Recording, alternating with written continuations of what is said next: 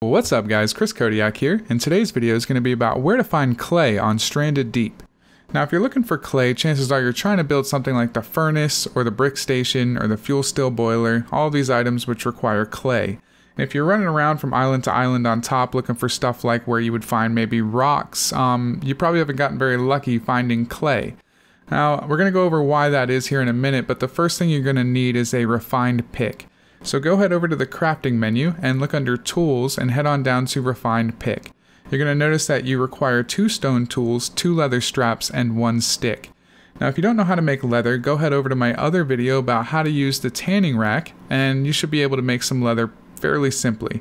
Just pull out your rawhide, walk up to the tanning rack, hold down R1, and you're going to be able to quick craft yourself some leather straps.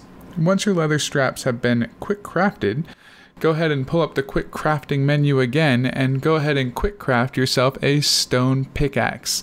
Once you have your stone pickaxe in hand, all you're going to have to do at this point is the trick. Head on into the water. Now, I ran around the islands forever looking for clay. It wasn't until I started exploring the ocean's depths that I found these big red clumps inside of the ocean that said clay deposit.